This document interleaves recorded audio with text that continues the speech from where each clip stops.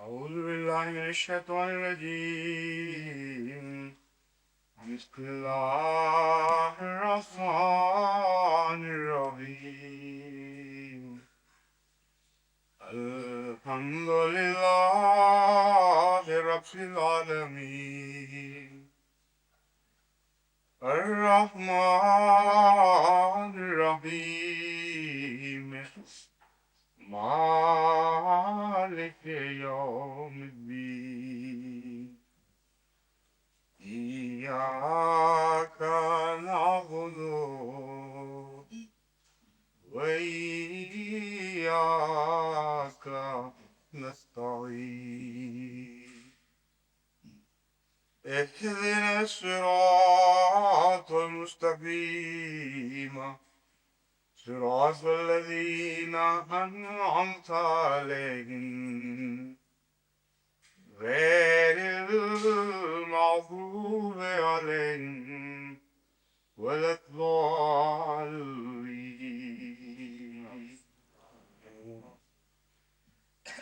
Yesterday, we were discussing the subject of interrelationship between various attributes of God as mentioned in the first verse of the Surah Al-Faatiha.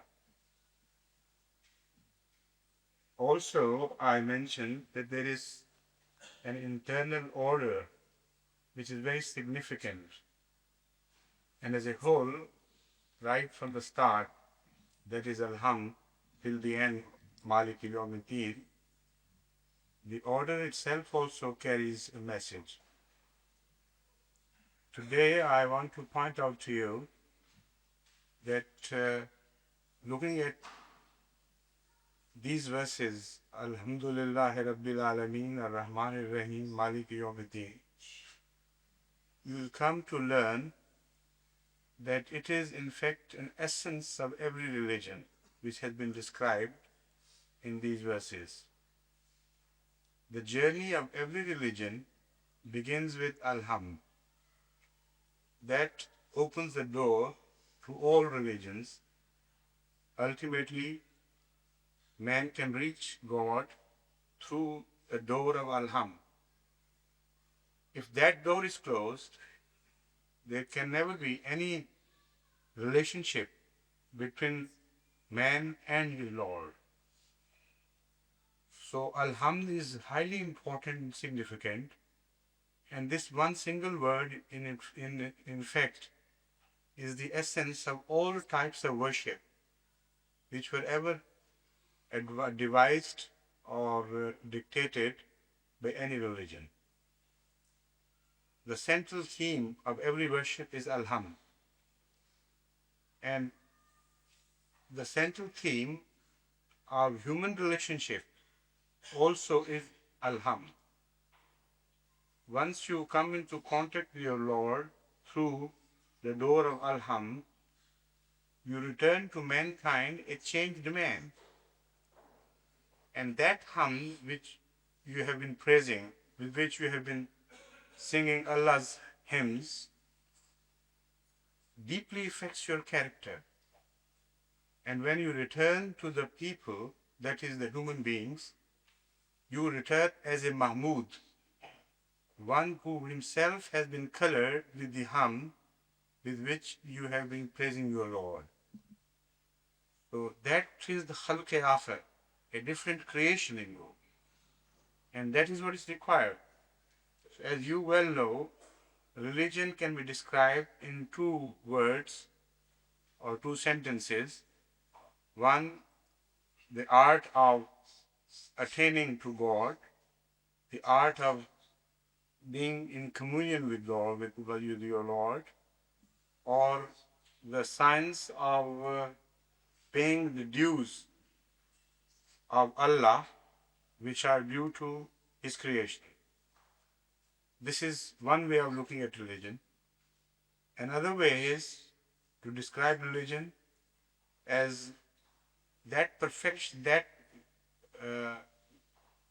teachings or code of life which gives perfection to human relationship and human conduct with relation to each other. These are the two aspects of religion. Every religion has or must have these two aspects, otherwise that religion will be incomplete to that extent. So if you look at Al-Hamd, this is the essence of all religions in itself. Of that I have also spoken earlier, that Hamd can be treated both subjectively and objectively. This is an infinitive which means both. So Alhamd also signifies the same thing when you look at it from these two angles. Subjectively it will mean you are praising Allah, and objectively it will mean you are praising Allah, and subjectively it will mean you are getting the attributes of Allah yourself, acquiring the attributes of Allah yourself. Now, once you enter the door of Al-Hamd, then you ultimately reach Malik Yawmiddin. This is what is described in nutshell. But you reach Malik Yawmiddin in various stages. In the first instance, you must learn the art of Rububiyyah.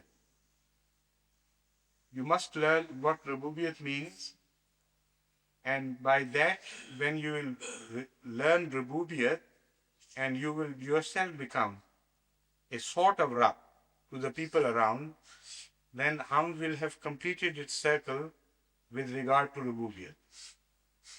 When you learn what Rahmaniyat is and try to be Rahman to others, then again the Alhamd would have gone full circle and completed the whole import, and you would become a sort of Rahman. The same applies to Rahimiyya. But ultimately, you reach Malik Yawmiddin, the possessor of all ends, the possessor of the day of judgment, and the possessor of everything ultimately and absolutely. As I explained earlier, Malik Yawmiddin also means the one who possesses a thing to the exclusion of all others. There is no one who possesses a thing along with him, even temporarily. That stage comes too. And in that stage, the meaning of Malik Yawmiddin is reached in its full glory. That period when everybody else is dispossessed, even of the transient things he possessed earlier, and everything returns to Allah in its completion, that is the true expression of Malik Yawmiddin, true manifestation of Malik Yawmiddin. So whatever you do, Malik Yawmiddin signifies that you will ultimately reach him. Whether you follow the path of Alhamd or make a short circuit to him, you are destined to reach Malik Yawmiddin anyway, willy-nilly. But if you follow the course opened through Alhamd, then you will witness your Lord as Rabb and as Rahman and Rahim, and whatever is in store for you is either Rububiyyat or Rahmaniyat or Rahimiyat. Nothing of the negative sense of these attributes will be rewarded to you. If you make a short circuit and do not meet your Lord ultimately, passing through this passage of Rububiyyat and Rahmaniyat and Rahimiyat, then all the negative aspects of these attributes are in store for you. And that is what is called Maghzubiyat and Zaliyat and all that. That is the negative aspect which is derived from Rahmaniyat and Rahimiyat, but not in the positive sense, but in the negative sense. You are given a very clear directive. You are shown a very clear path and a straight path. As I told you, it opens with Alham and passes through Rububiyat and entering Rahmaniyat and Rahimiyat ultimately reaches God. So if you ignore this path, you will still reach Allah. You will still reach Malik Yawmiddin, but without the benefits of these attributes. And when you reach Him without the benefits of these attributes, that is hell. That is all that the negative sense derived from the same attributes, but not positively, negatively.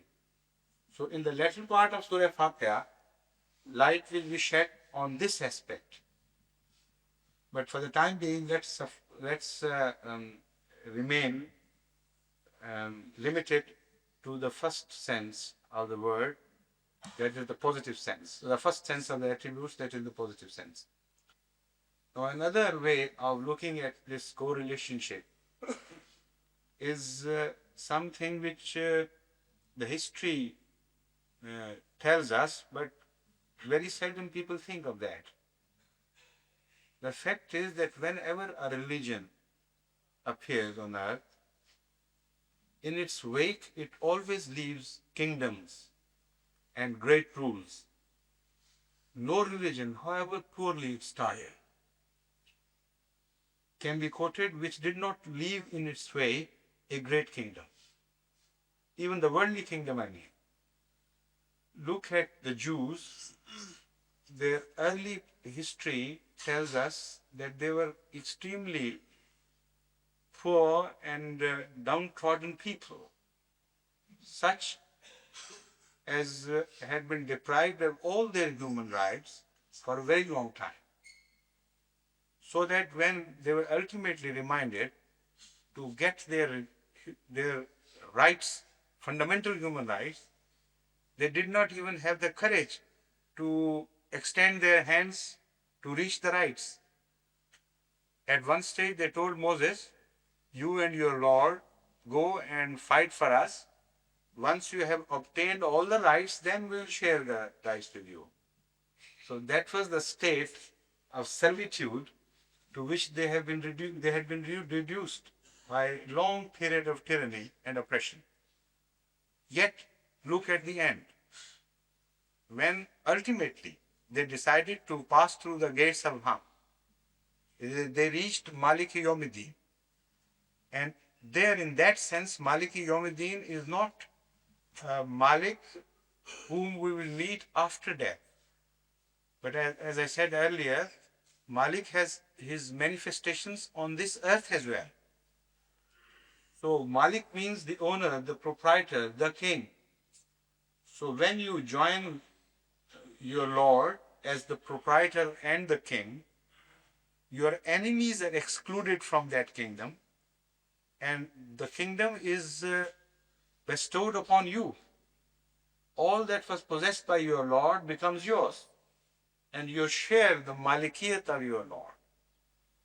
So that glad tidings is not only for the day of judgment, that is after death, then after life after death, but it also applies to this world. And the history bears us out that this is exactly what happened. Now look at the kingdom of David and Solomon. Read their account either in the Bible or in the Holy Qur'an. You will come to realize how Allah gave the Jews a share in His Malikiyah. And what a grand empire came into being. It was carved out of the same poor people who had completely forgotten the art of ruling. So a time comes when the poor people are given the kingdoms of Lord because they reach Maliki Yawmiddin through this route. Look at the early Christianity. They were so helpless people and so much persecuted by everyone around, the Jews as well as the Romans, that they have a long history of torture extending over 300 years. They were burnt alive, they were deprived of all their possessions, they were thrown to the mercy of hungry wild animals. And people sat around, and whenever the animal tore them open or devoured them, people started laughing all around in the arenas. That was not a sight of terror for them. That was a sight enjoyable to them. This was the state of their despondency. And this was the state of cruelty of the people with whom they came into contact. But the same people were were given the opportunity to share Allah's Malikiyah, and today you are sitting in one of those kingdoms, which in fact is a reward of the early sacrifices. This great Christendom, which doesn't end, on which sun does not set. Even the Russian Empire, the atheist Russian Empire, is a child of this Christian Empire. So almost it ascends over the whole of globe. This is the reward of not any deeds of the present-day Christians, in fact. If you know your history of religion, without fail you will come to the conclusion that this is again a reward of the early sacrifices of those Christians who were deprived of all their fundamental rights. But when God shared His Malikiyat with those people, this is what happened. These kingdoms emerged. So the same is the phenomena of Malikiyat applicable to all other religions everywhere in the world. Followers of Krishna also became victorious, and ultimately they were made the rulers of India. Followers of Confucius were made emperors of China. Same thing happened to the followers of Zoroaster. So ultimately, as the Holy Quran tells us,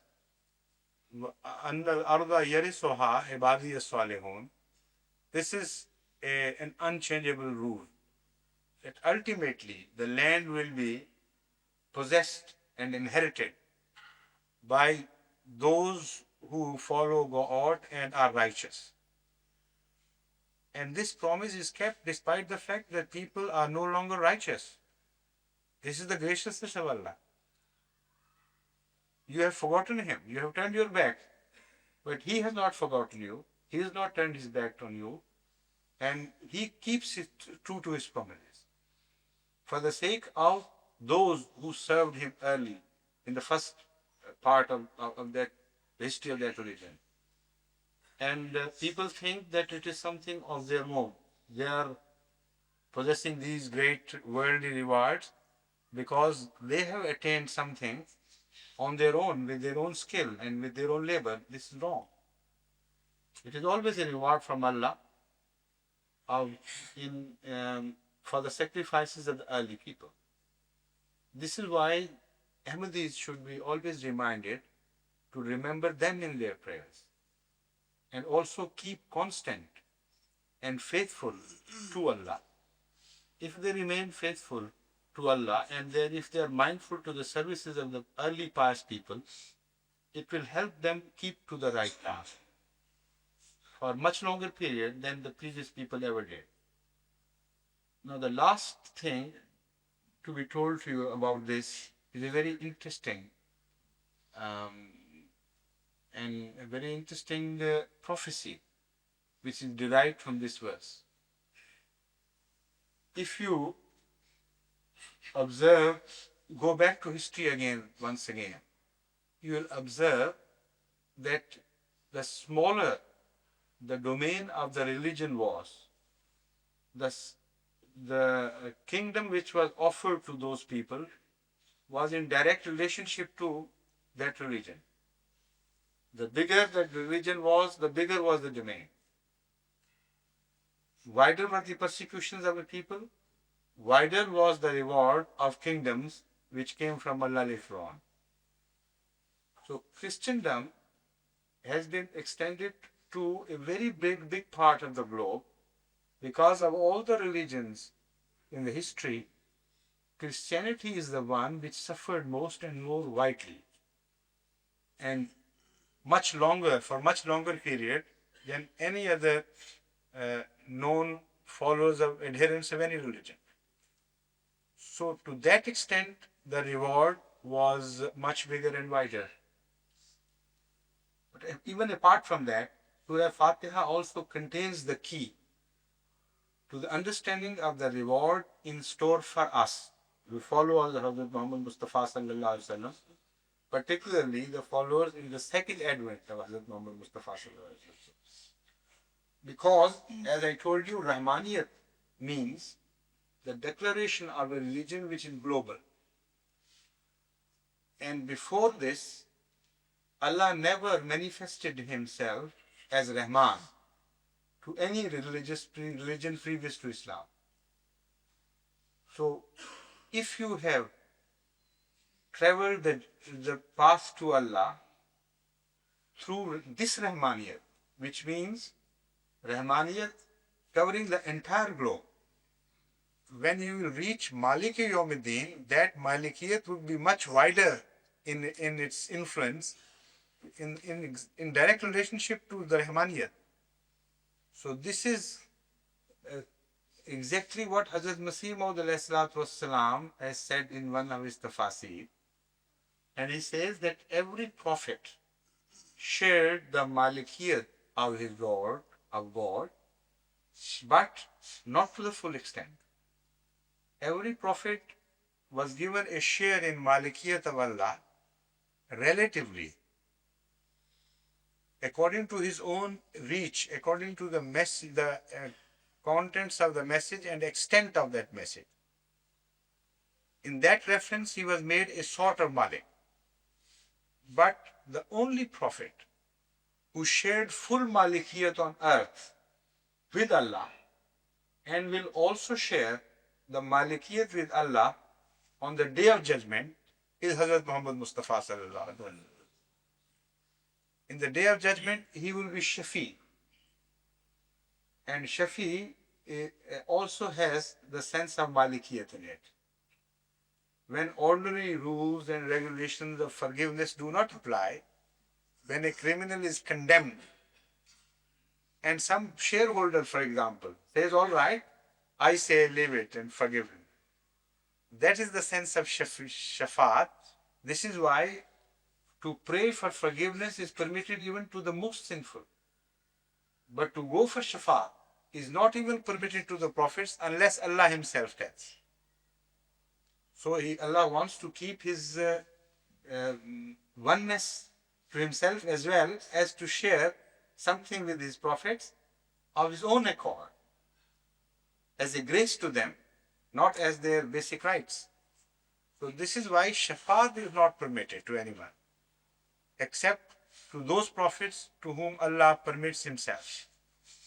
So Hazrat Muhammad Mustafa sallallahu alaihi wasallam will be made Shafi Yawm al-Qiyamah, on the Day of Judgment, and Shafi for all the people.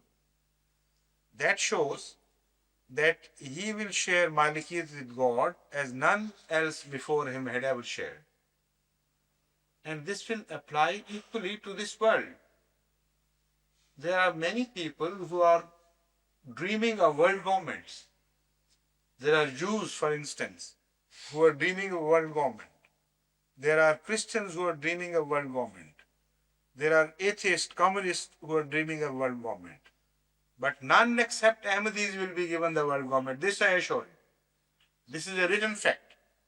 Because you are the people who are the second manifestation of Islam, through which Malikiyat will be manifested, through whom the Malikiyat and ultimate Malikiyat of Allah will be manifested on this earth.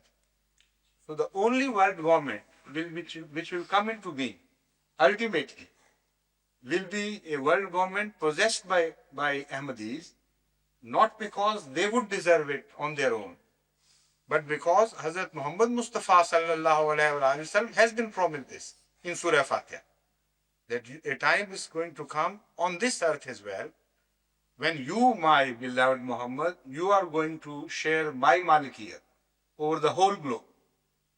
So whichever people will be representing you at that time, they will be given the kingdom of the entire universe.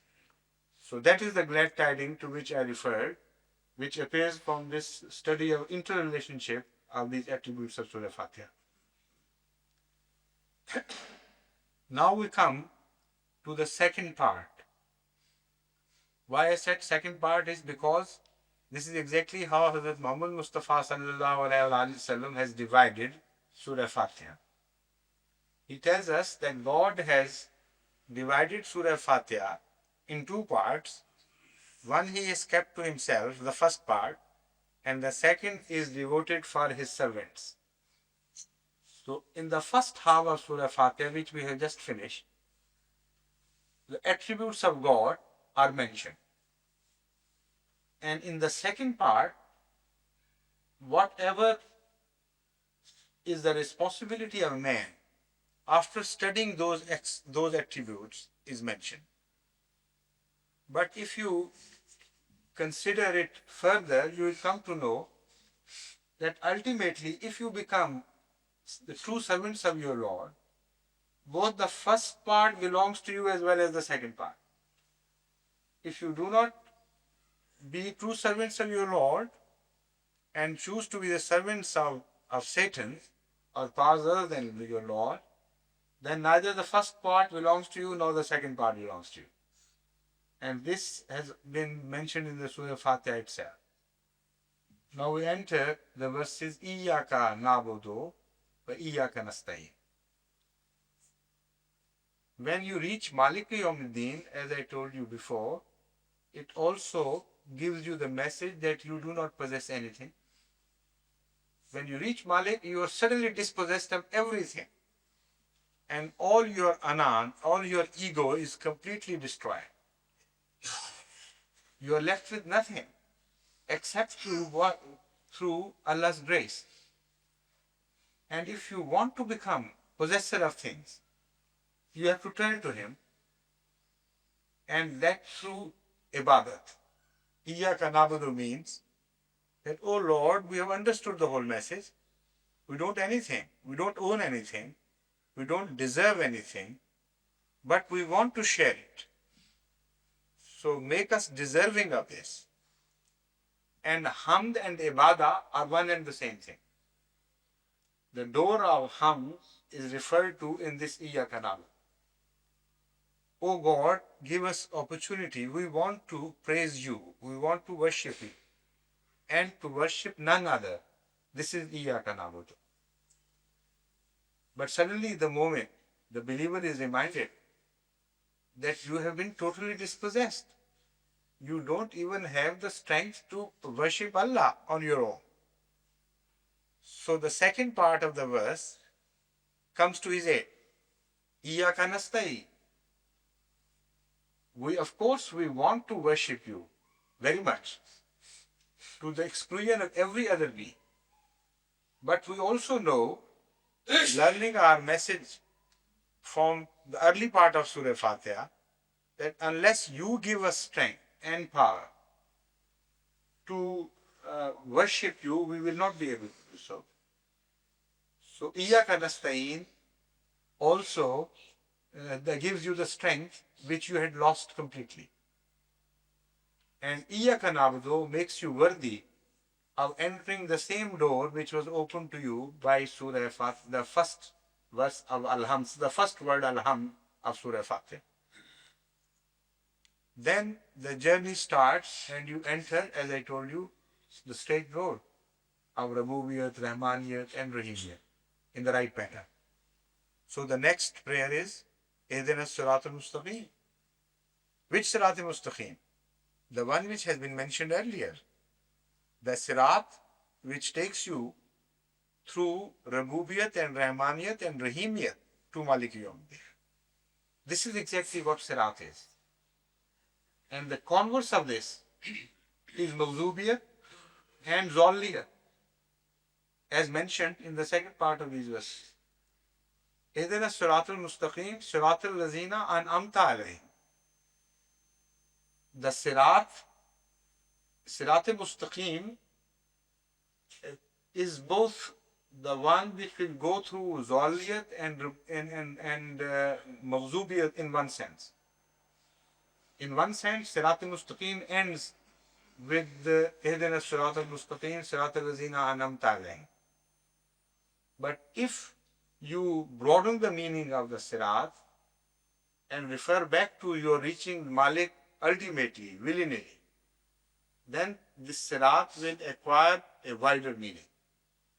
And it will also be covered by that Sirat which is Mawzubiyat, Sirat of Mawzubiyat and Sirat of Zalli. Because man has to reach God either through Sirat al-Mustaqim of Anamta alayhim or through the Sirat of Zallin and Mawzubin and Zalli. So this is why it says, Ihdina Sirat al-Mustaqim, but that Sirat, which is the Sirat of the righteous people, on whom you have showed your benefits and favors before us. Not that Sirat al-Mustaqim, which is the Sirat of Mawzubin and Dhalli. Now, when we understood the meaning of Sirat through the first part of Surah Al-Faatiha, the converse exactly is the Sirat of Mawzubin and the Sirat of Dhalli. Now, who are Mawzubin? Hazrat Muhammad Mustafa sallallahu alayhi wa sallam himself again comes to our aid to give us the true perspective of Mawzubin. He tells us that Mawzubin are the Jews, not the Jews of early days, of the early part of their history, but the Jews of the left part of their history, when they became stone-hearted and when they dissociated from all the qualities of Rahmaniyat. To conceive of Maghzub alayhim as Jews, as they have been described in the Holy Qur'an, is exactly the converse of Rahmaniyat. Rahmaniyat means forgiveness, mercy, to give even without asking, to be extremely beneficent to the maximum degree, beyond which nothing can be conceived. This is Rahmaniyat. But the Jews of the latter days were exactly the opposite of these. They were whatever was the negative of Rahmaniyat. So, naturally, they were Mawzub alayh. So, that also tells us that in fact the attributes of Allah are basically positive attributes. And the negative attributes are derived from the absence of those positive attributes. It is like there being light or not no light. Darkness in itself is no positive value. It is the absence of light. So when Allah becomes Muntaqim or the punisher, it is not a quality, a positive quality with Allah. It is the absence of certain attribute of Allah which is in a way imposed upon him by his servants, by his creation. When mankind ignores a certain attribute of Allah carrying a positive sense, then what is left for them is the negative natural result of that, the absence of that attribute. Like if you close your doors to light, you will be left in darkness. But that darkness is not a value in itself. So this also solves the age-old problem of attributing some vicious or bad qualities to Allah. People have been trying to solve this problem from ages past, that if Allah holds both the attributes of being kind and unkind, being just and unjust, being one who rewards others and being one who deprives others of their reward, then Allah is responsible for everything. So why to punish anybody? Why this process of reward and punishment at all. We don't possess anything then. So many schools of philosophers came into being because of this confusion. And at a time, this philosophy was also very popular in India. So, like the great poet, described this in one of his very famous couplets. He says, नाहक हम मजबूरों पर ये तोहमत है मुख्तारी की, चाहे हैं तो आप करें हैं हमको अबस बदनाम किया. यहाँ के स्याह और सफेद में अपना दखल जो है सो इतना है, रात को जूं तू सुबह किया, रात को रो रो सुबह किया और सुबह को जूं तू शाम किया. Siyah Safed is played pun. It's a beautiful verse, playing pun on the words Siyah and Safed, and night and day. But it's very difficult to translate into English, so I'll leave it alone. But in the first verse, he says, and this is the philosophy to which I was referring. He says, "Nahak hum majbooron par ye tuhmat hai muftari." It's an allegation to helpless we, the helpless servants of Allah, that we possess will, that we possess something in the scheme of things. We do not possess anything, not even the will. Chahe hai so aap karein. Whatever Allah wants to do, He does Himself. Humko abas badnaam. And we are here only to earn the bad name for whatever Allah decides. But when you understand the meaning of Surah Al-Faatiha truly, this fallacy is made clear to you. You no longer suffer or fall to the pit of this fallacy. The Surah Al-Faatiha does not mention any attribute of Allah in the negative sense. You have read that 4 attributes have been mentioned: Rabb, Rahman, Rahim, and Malik. There is no essence of ghazab or punishment or intiqam or destruction in any of these attributes. And yet it is claimed that Surah Al-Faatiha is Kitab, and these attributes are the Sifat. They contain the key to every attribute of Allah. So because the positive attributes are mentioned, this is a clear message to mankind that the negative attributes are created by you.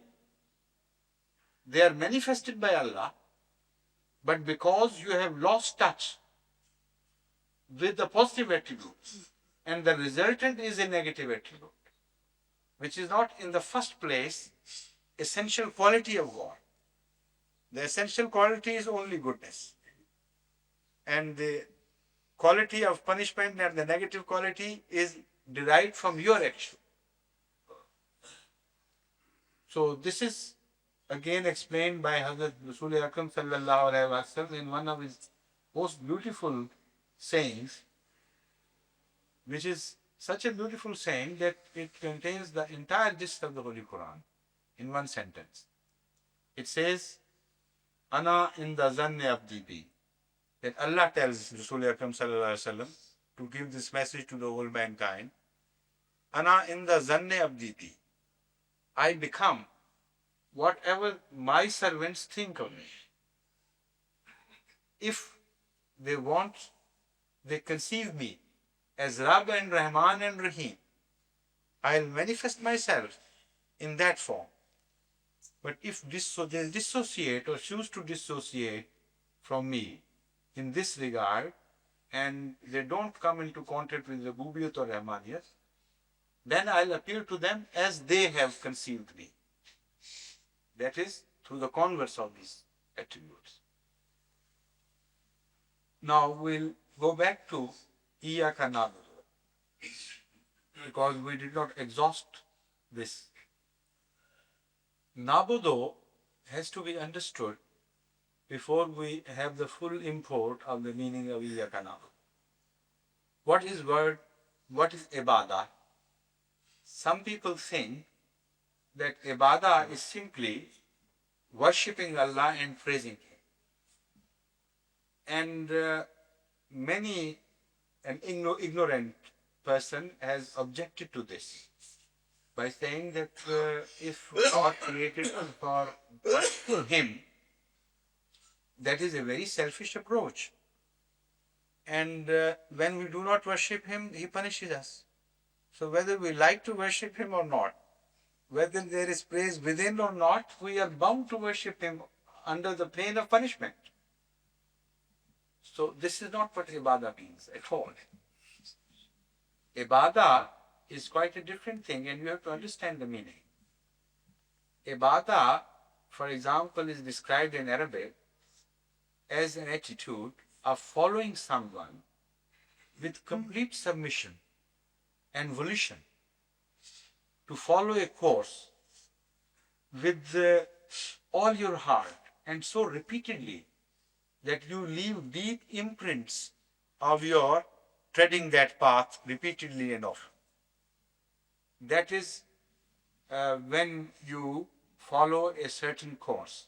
The Arabs use the word ibadah for that as well. Ta'abbada sirat means one who followed a course repeatedly and so often for his own benefit, not for the benefit of somebody else, but because he derived benefit out of following that particular path. That he leaves lasting imprints of his walking and extensively using that road or that path. This is ta'abbada. So that is to follow someone with volition, with an end to gain something from that. So ibadat is to follow your Lord. And the attributes which have been told to you earlier, they create that desire in you. There is no question of any compulsion. If you understand what God is so beautiful and so complete that when you truly understand him, then you follow him. That is ibadah and nothing else. So ibadah of compulsion is no ibadah at all. Man has not been created for an ibadat of compulsion. The Holy Qur'an tells you that the one hero you should follow is your Lord. And this has been mentioned in the Holy Qur'an in another verse as well, where it says, Sibghat Allahi wa man ahsanu min Allahi sibghat. The attributes of Allah, or the colors of Allah. So if you want to be colorful, to acquire beauty for yourself, then follow the colors of Allah. That is the attributes of Allah. So that is the message of early part of Surah Al-Faatiha when you enter the second one. And when you say Iyaka na'budu, you say with reference to the early part of Surah Al-Faatiha. That is to say, oh God, we want to be a Rabb, a miniature Rabb, of course, within our own limitations. But having come to know you, it's impossible to resist to that desire to become a Rabb. And we want to be Rahmans, miniatures of course. But once having known Rahmaniyat, it is impossible to resist that. And so on and so forth. They want to be Rahim, they want to be Malik. And when they want to be those things, they ponder over these questions. And when you now refer to what you read in Surah, in your prayers, you will be surprised to find that these four attributes have been shown in some way or another in the recitations of your prayers. Your prayers remain within the four walls of these attributes. This is why it is called ibadah, the Islamic Salah. Because they are covered by Rabubiyat, whatever you say and demand of Allah or beg of Allah has already been described in Rabubiyat and Rahmaniyat and Rahimiyat and Malikiyat. So this is one way of looking at Iyaka na'budu. And other way is by looking at its meaning as meaning of abd in relationship to a lord. Abd means a slave and a total slave. a slave which has no property of his own, no possession of his own.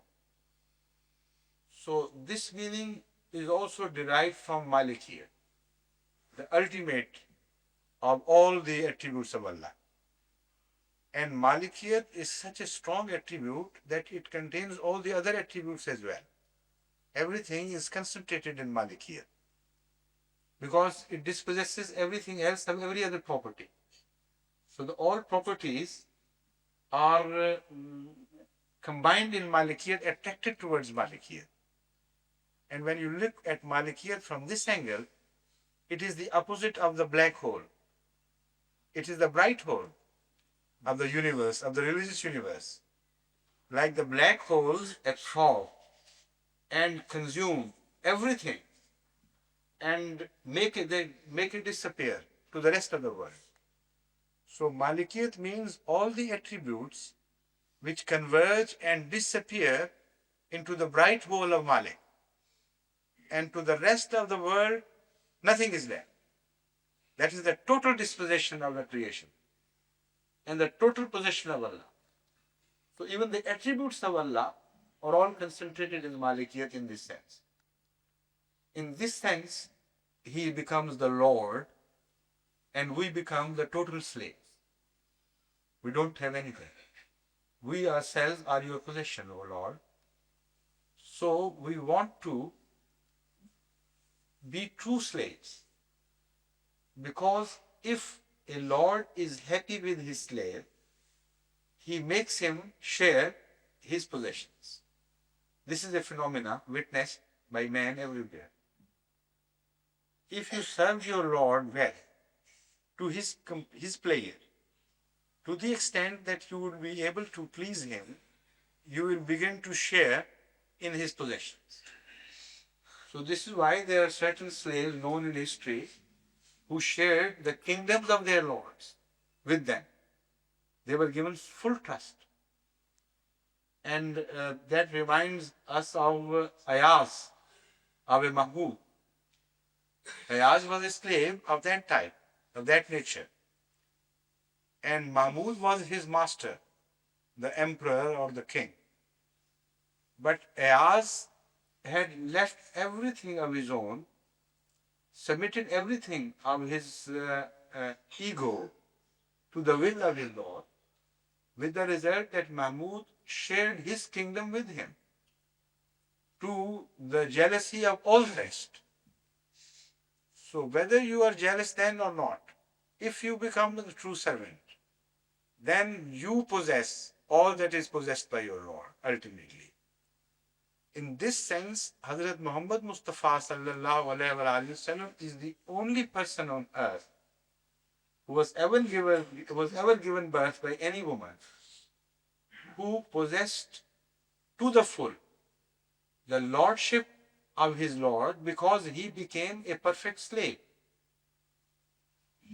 So from this angle, if you want to learn the art of Abudiyat, that is the art of worshipping Allah, you should learn that art from Hazrat Muhammad Mustafa sallallahu alaihi wasallam, because the only person who is given the title of Abd in its consummate sense is Hazrat Muhammad Mustafa sallallahu alaihi wasallam. There are many titles given to various other prophets. Isa is called Ruhullah, Adam is called Safiullah, Ibrahim is called Khalilullah, and Musa is called Kalimullah. And various followers of these people take pride in these things. What a great reward from Allah to our Prophet. And apparently, the lowest name is given, apparently, to the worldly people, to Hazrat Muhammad Mustafa. He is Abdullah. Iza Qama Abdullah. This is said in Holy Quran. And these people don't know that they have been completely deceived. They have been completely deprived of the full meaning of this word Abd. Abd in relation to Allah, when it is a kamil and true Abd, means possessor of whatever is possessed by the Lord. he becomes the manifestation of the law. This is why in another place, the Holy Quran tells us, In kuntum tuhibbun Allah, Qul in kuntum tuhibbun Allah, fattabi'uni yuhibbukumullah. This is the expression of Ubudiyat, as witnessed in Hazrat Muhammad Mustafa Sallallahu Alaihi Wasallam. There are so many people who claim that they are true Abd of Allah. And Abd also means one who loves bed, who completely follows, and in the expressions of love, this is the greatest expression which can be used by any poet or a lover. Ultimately, one says, "Oh, my beloved, I am your servant, I am your slave. What else? I am nothing. All that I have belongs to you." And this is the maximum I want to achieve in relation to you. So Ubudiyat also stands for ultimate love, for extreme love. And this is the meaning of Ubudiyat which has been mentioned in this verse. The Holy Quran tells Hazrat Muhammad Mustafa Sallallahu Alaihi Wasallam that there are so many claimants to my love. There are so many claimants to my Ubudiyat and worship and love. But how can they know that they are on the right path? How can they know that they truly love me? I have made you a model as a true lover. And I have made this easy for those claimants to judge whether they love me truly or not. If their love is just a mythical and romantic love, with no reality in their love, then that love does not mean anything to me. The only claim of love that means anything to me is the reality of love. And that reality can only be judged by this model, Hazrat Muhammad Mustafa Sallallahu Alaihi Wasallam. So he is permitted by Allah to declare to the whole world, In kuntum tuhibbun Allah. If you are truly true in your claim of love for Allah, Allah will not love you until you have followed the path of Hazrat Muhammad Mustafa Sallallahu Alaihi Wasallam. Now, to follow the path is Ubudiyat. So when I said Ubudiyat is mentioned and explained in this verse, this is exactly what has been done in this verse. On our own, we could not learn the path of Ubudiyat. In nutshell, it has been described, made easy for us, a road made easy for us. That all right, whatever you call Ubudiyat, love or following a certain path, here is my beloved Prophet. You begin to follow him, and I begin to love you in response to your love. Now that shows that your love is false without following him. It is proved false. This is why I won't love you. The moment you begin to follow a true lover, you prove the validity of your love. And to the same degree, you will be recipient of my love.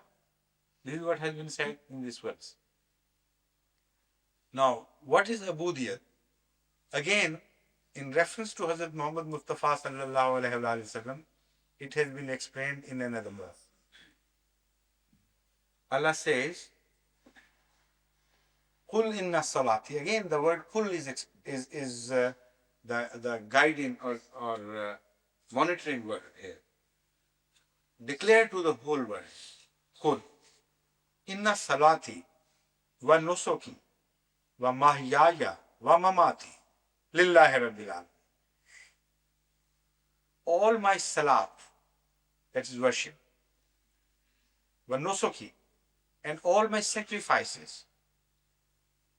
Ibadat comprises two wings. One, ibadat, a personal worship of Allah, and the other, sacrifice of all that you love best for the sake of Allah. So here the ibadat is described in these words. Qul inna solati wa nusuki. And in nutshell, in short, mahyaya wa mamati, my very life and my very death. Everything belongs to my Lord and nothing belongs to me. This is Abudiyat. As I explained earlier, the word Abudiyat, this has been given authority by the Holy Quran, that meaning which I attributed to the Abudiyat is exactly true. Because Hazrat Muhammad Mustafa sallallahu alayhi wa sallam is presented as Ab and Abd Kamil. And whatever he did has been described by Allah himself in these verses. So the first verse also applies to Abd Kamil and his conduct of love, his distinctive feature of love. And the other part also belongs to Abudiyat, because in another way Hazrat Muhammad Mustafa sallallahu alaihi wasallam has been described, and the Kul tells us that it is the declaration for the whole world to follow. This is why the word Kul has been used. Now, if you look at these two distinctive features of Abudiyat, that is worship of Allah, you will come to know that the easiest and the most wonderful and the most enjoyable way of worshipping Allah is through love. Because love makes your sacrifice easy. And instead of feeling pain in your sacrifices, you begin to have a sort of pleasure, to enjoy your sacrifices and derive pleasure from the sacrifice. So ibadat becomes a source of pleasure instead of a source of torture. This is what the stage which was reached by Hazrat Muhammad Mustafa sallallahu alaihi wasallam through love. Because without love, you cannot enjoy hardship.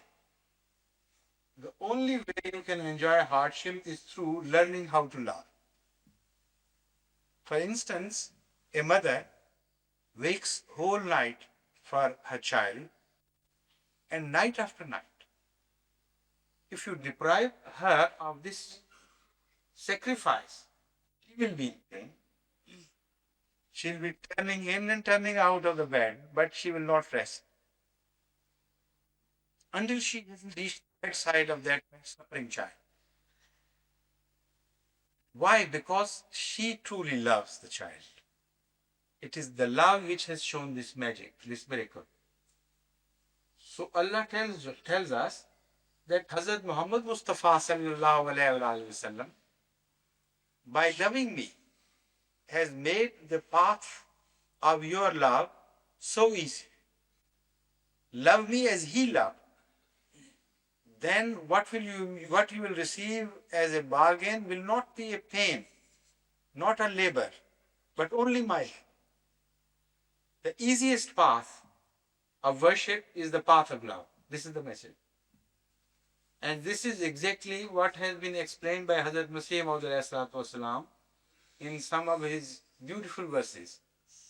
He says, "Ay Mahabbat, ajab asar numaya kar di. Zakhmo marham, ze rahe ya barahe yaar to yaksan kar. Ta na diwana shuda, hosh naam basaram. Ay janu girde tu gardam, ke che ihsan kar. Ay Mahabbat, ajab asar numaya kar. O love, you have revealed new avenues to me. You have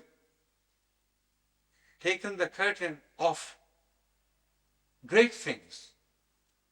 Ajab asar numaya kar. New things have been opened up to me. New vistas are being opened up to me by love.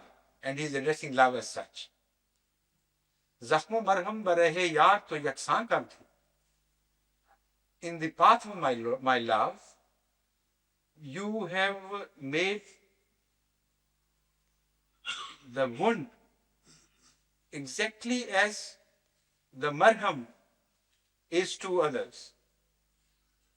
Marham means the balm applied to the wounds, the healing balm. So the Hazrat Masih Maud says that, "O love, what a miracle you have shown. that in the path of my beloved now, to get wounded is exactly as the same as to get the balm of healing. And the pleasure I derive from my wounds is the same, are the same as pleasures derived from the application of balm, that is love of Allah. So that distinction between the disease and cure, the wound and its healing, is completely removed. That barrier is removed by now. Then he says, Tana Divan Shuddha, Hoshnam Pisara. Until the time when I became totally mad in my love, I had attained no wisdom at all. The only wisdom which I attained was after I had reached that state of losing all my wisdom for the sake of my beloved. Whatever of wisdom I possessed, I sacrificed for the sake of my beloved. And then the new wisdom was given to me. That was the wisdom worthy of anything. And Allah, oh love, you have granted me this. E junoo girde to gardam, keche ehsan karhi. You, oh junoo, oh madness of love, I want to circle around you, make circuits around you, like people make circuits around Kaaba, because you are the greatest benefactor that I know. So this is what has been described in kuntum tuhibbun Allah, fattabi'uni yuhibbukum Allah.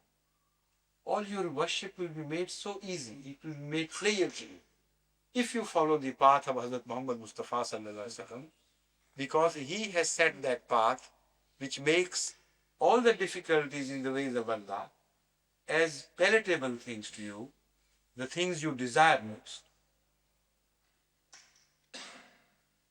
Now, once this happens,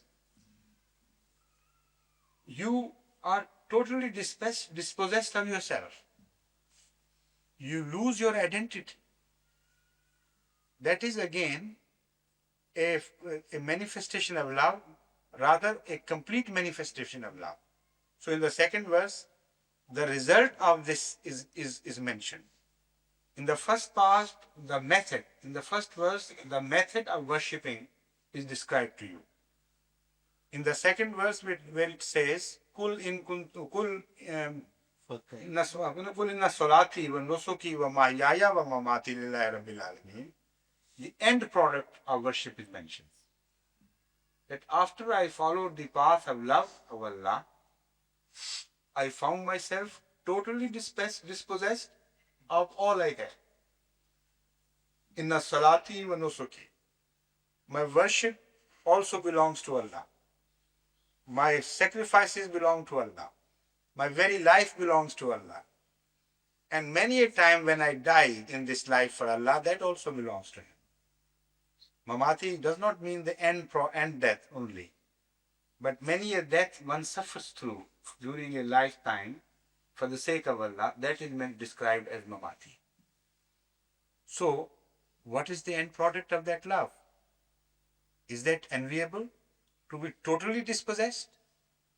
Apparently not. So why to follow the course of this love? But again, this is not all. Something else is to follow now. Allah tells Hazrat Muhammad Mustafa sallallahu alaihi wasallam, once declaring that He has Himself dispossessed of all His qualities for my sake. Ma ramayta iz ramayta, walakin Allah rama. Innama yubayi'unaka, allazina yubayi'unaka innama yubayi'un Allah. Yadullahi fawqa aydihim. O my servant, you worship me in the completest possible sense of worship, with the result that you love me to the extreme, and you sacrificed all you possessed for my sake. So when I promise that I will love in return, so whatever I have, I am going to give you. And you will become my representative on earth. you will become a sort of Allah, not Allah in itself, but a sort of Allah, because now you possess all that is possessed by your beloved. Because in the relationship of a lover and beloved, this distinction of possession is removed totally. This is an artificial barrier in all other relationships. The relationship of love, it does not exist. The relationship of love is described elsewhere by a poet, Man tu shudam or man to shudam, to man shudi. Man tan shudam to jan shudi. Takas na goya digari. Badazi, man digaram to digari. That man to shudam to man shudi. I have become yours. You have become mine. Man tan shudam to jan shudi. I have become body. You have become soul. So that lest anyone else should say that you are different and I am different. So when Hazrat Muhammad Mustafa sallallahu alaihi wasallam was told that it was Allah who did this, not you. It was the hand of Allah which was over the hands of those who got initiated at your hands, not your hands. This was the reward of that complete slavery, that worship. And this is what we pray to Allah to allow us to do, to give us strength to do. Iyakana. And the same manifestation of Allah was witnessed in his relationship to Hazrat Masih Maud, when he said, Anta ana minka wa anta minni, or anta minni wa ana minka. These worldly Maulvis, these earthly people, they don't know the meaning either of that innama yubayyi'una Allah or this verse. And they take pleasure in censuring Hazrat Masih Maud for this revelation which is no fault of his. It was a revelation made by Allah. And Allah said, I am yours now and you are mine. They intentionally distort the meaning by translating this ilham of Masih Maud differently.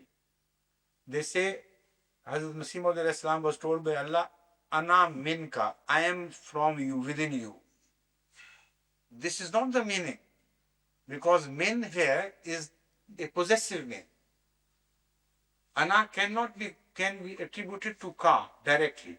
You cannot say in Arabic anaka. So min only means I am yours and you are mine.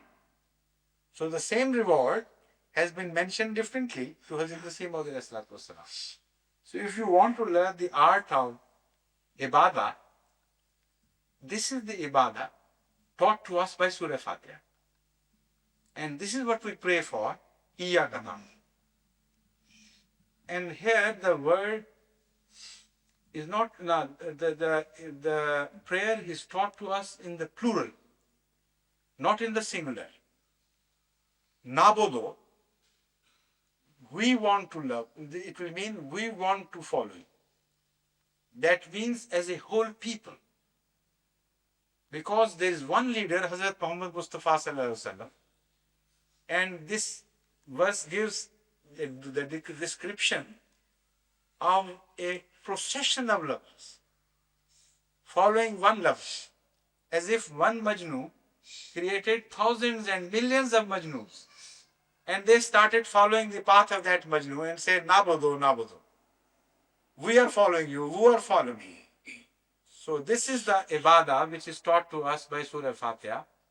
And in Iyaka Nasta'een, we are taught again humility and told or reminded that you won't be able to achieve this noble end, this lofty end, unless you constantly seek Allah's aid, without which you cannot attain any station of nearness of Allah. Assalamu alaikum.